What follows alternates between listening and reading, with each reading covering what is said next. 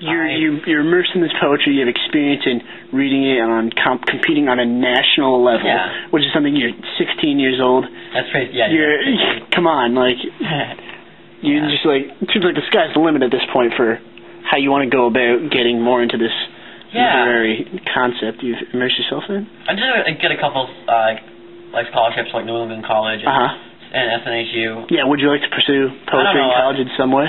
I mean, it would be nice. I just don't. It's kind of the realism of it, I guess. Like. How do you mean? That like you can't really be a poet and make money. You have to teach it or something like that. So I have to consider teaching it, not just being a poet. For writing, I don't know. I still have this kind of stigma against it. I was never very confident in it, and to begin with, so it's gonna take a while before I feel like writing is a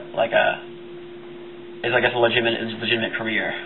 Right now, I'm thinking about majoring in biology in college,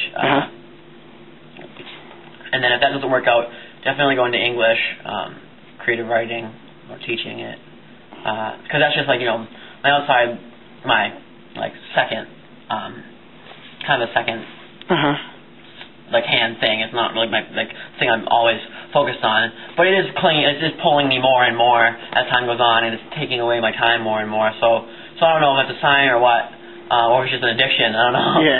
Because it can be. But anyways, I am gonna keep writing my spare time, and one good thing about writing in your spare time is that it's not like it doesn't. You can always get the best of it, I guess. You can always make sure that you're having fun doing it because you're doing what you want. Yeah. And there's no one telling you what you need to do, or you need to support yourself doing it.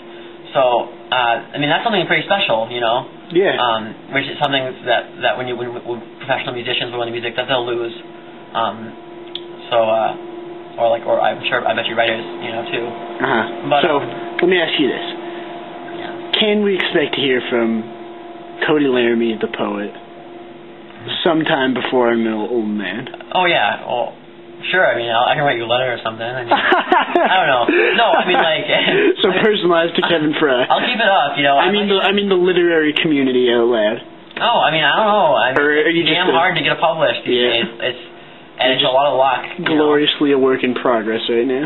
William Carlos Williams was a physician for most of his life. Ted Klusser was like a financial assistant. A lot of these people weren't just poets. Yeah. They're poets on the side, and then someone, and they didn't get published until they're 50, so it takes a while. Okay. And in the meantime, I'm just gonna nurture it, like I have a garden at home. Not have to be a botanist, but I can just have a garden,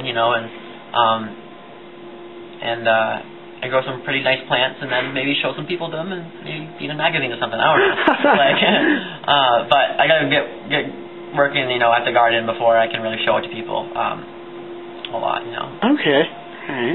Well, thanks so much for your time, Cote. Yeah, man. Thank you. This is great. This is good. Man here. He's the nicest guy I know. Thank you. People I've ever seen in my life. All right. This is going on the Concord Crimson Review online newspaper. Oh. Yeah. No way. Yeah. That makes a lot of sense now. Would you like to? That makes a lot. Say anything to anyone who might be? Some shout outs. Might be watching. Sure. Why not? Well, shout out to Abby Ryan, who's the coolest girl I know. Okay. Shout out to David Shore. Okay. Shout out to my family and my mom. No, I don't know.